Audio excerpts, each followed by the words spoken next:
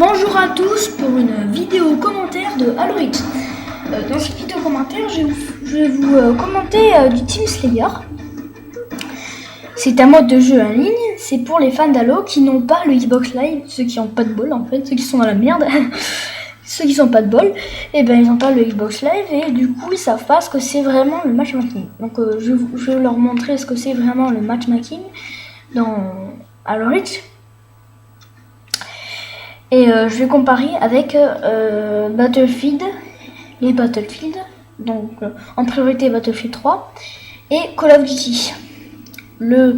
Pas vraiment un Call of Duty prioritaire, il y a vraiment le MW2, MW3 et Black Ops. Black Ops 2 encore, pour l'instant je compare pas avec ça. Si j'ai pas encore essayé, je vais bientôt l'essayer. J'ai voté pour du Slayer normal. Parce que Slayer DMR, en fait, j'en fais beaucoup depuis que je joue en ligne là. Si j'avais pas joué en ligne pendant beaucoup de temps, à l'Orite, d'un coup je joue en ligne et tout le temps Slayer DMR. Du coup je choisis du Slayer normal.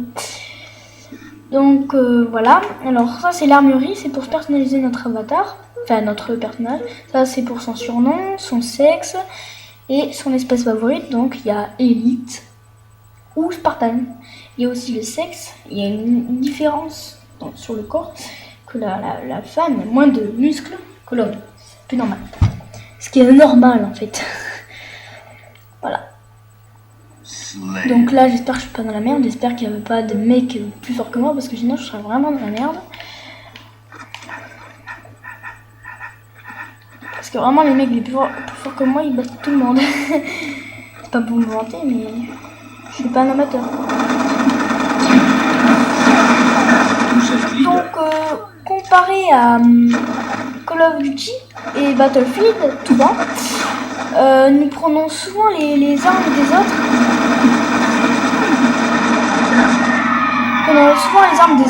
Parce qu'il y a des armes sur la map en fait qui sont plus fortes que les nôtres. Tout le monde a les mêmes armes. Du coup il y a des armes sur la map qui sont plus fortes que ce qu'on a. Donc tout le monde les prend, il se précipite pour les prendre. Du coup il y en a qui sont plus forts que d'autres. Et quand on joue en fait, contrairement à Battlefield 3 et Call of Duty, on se vole les armes. Dans Battlefield 3 et Call of Duty, on se garde les armes, notre classe en fait, au con. Je suis pas dans la merde, hein. Ils ont un marteau anti-gravité. Enfin, ce que je veux dire, c'est que Battlefield 3 et Call of Duty, en fait, nous avons notre classe, notre kit ou notre pactage à nous-mêmes, où on se fait ce qu'on a débloqué en fait en jouant.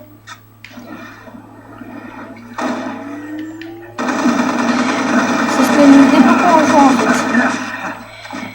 Et du coup, on choisit les armes qu'on veut et après, on joue avec les armes qu'on choisit.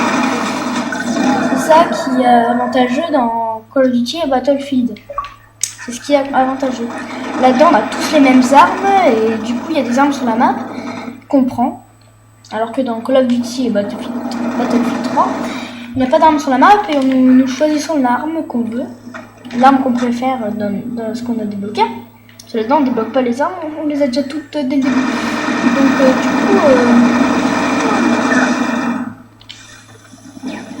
Donc du coup, on choisit l'arme, donc pas grave si elle est plus forte que les autres, on bat tout le monde, on fait beaucoup de kills.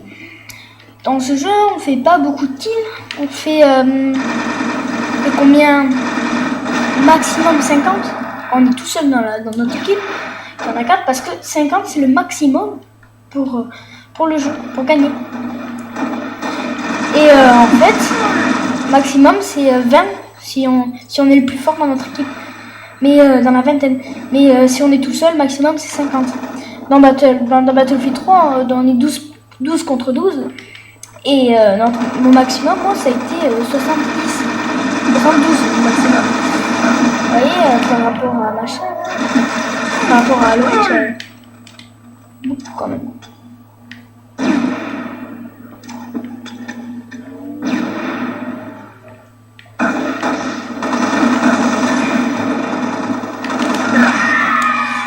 Je vais me faire buter par un nœud. Par un nœud, enfin, pas pour me vanter, mais comparé à son armure, enfin, pas l'armure qui compte, et en voyant son armure, on aura des petits.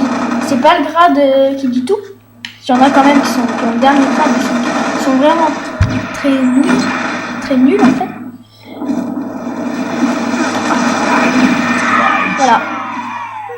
Donc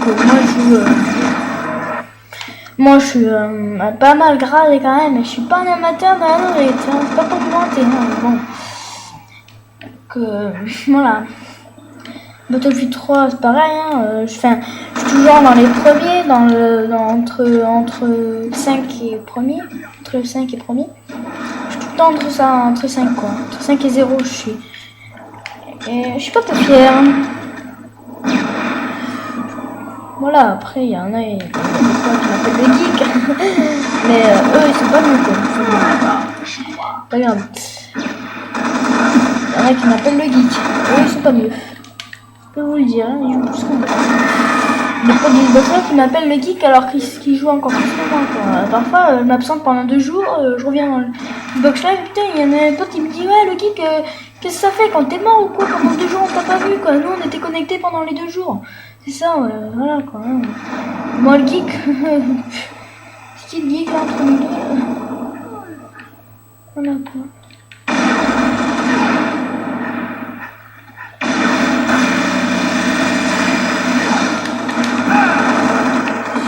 Là, je viens de faire une assistance. Alors, ce qui est nul dans Halo Reach, c'est que les assistances, il y en a qu'un qui a une assistance.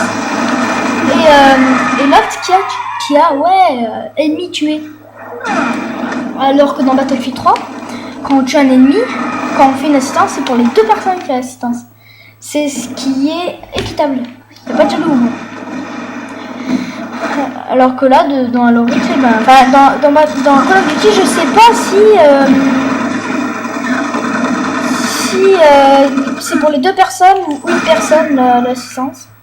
Par exemple, j'ai eu l'assistance, l'autre il a fait ouais, cool, j'ai tué le mec. Voilà. Du coup, je sais pas en fait si c'est 2 personnes dans Call of Duty qui a l'assistance, ou une personne. Ce serait bête quand même que ce soit une personne. Mais c'est comme ça, c'est ceux qui fabriquent le jeu. Moi, je dis que c'est bête quand même que ce soit une personne qui a l'assistance et l'autre qui a ennemi tué. Que y en a ils sont trop deck parce qu'ils ont fait tout le boulot, il reste plus que 1% de vie pour le mec. Du coup il y en a, il arrive avec son sniper, il lui tire dans le pied, tu sais, le mec il meurt. Et du coup le mec il meurt et il y en a, il a fait ouais, il est tué, et l'autre, celui qui a fait tout le boulot à sa place, celui qui a détruit les 99% de sa vie, il a plus d'assistance quoi. Ça c'est ce qui se passe parfois dans Halo Reach quand je joue en live. Ce qui est con, c'est que tu fais 99% d'un mec et le dernier pourcent c'est pour quelqu'un d'autre et c'est lui qui a ennemi tué et non assistance quoi. C'est vraiment, j'étais trop deck quand même. C'est vraiment ça, c'est vraiment l'arnaque totale.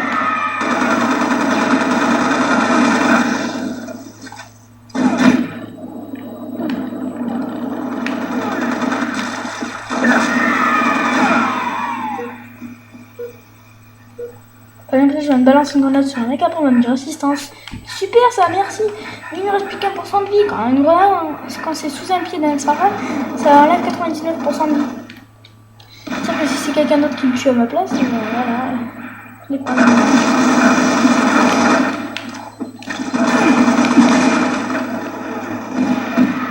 Ah ouais, je vais assistance, je tape pas quoi. Voilà. Dans le tabassage, là dedans, on n'utilise pas de couteau contrairement à Call of Duty et à Battlefield 3. On utilise le couteau dans Battlefield 3 et Call of Duty, on utilise le couteau directement. Alors que dans Halo Reach, on utilise un coup d'arme ou un coup de main. Et en fait, pour utiliser le couteau, il faut tabasser l'ennemi par derrière. Ce qui marche pas tout le temps parfois. Parfois ils disent assassinat, mais il n'y a pas de cinématique. Pour utiliser le couteau, il faut tabasser par derrière et ça fait une cinématique avec couteau. Parce que c'est vraiment, j'étais deg quand j'ai su qu'on peut pas utiliser le couteau pour tuer. On peut pas utiliser le couteau comme ça en devant. C'est ce qui est bête. J'étais trop deg. Parce qu'un couteau, en fait, le couteau, si on tabasse pas par derrière, qu'on tabasse toujours par devant, on n'utilisera jamais le couteau. Ce qui est complètement con. Parce qu'en fait, le couteau, il nous sert à rien. Encore, ils mettent pas de couteau. Comme dans Halo 2, Halo 3. Halo 3 ODST. Enfin, dans Halo 3 ODST, Buck a un couteau. Même par derrière, ça fait pas de cinématique. Mais je veux dire, dans Halo 3 ODST et dans Halo 1, vous voyez, ils ont pas de couteau. Donc c'est un peu normal, ils font pas de coup de couteau. Là-dedans, il faut absolument que je tabasse par derrière pour qu'il y ait un coup de couteau. Qui est bête.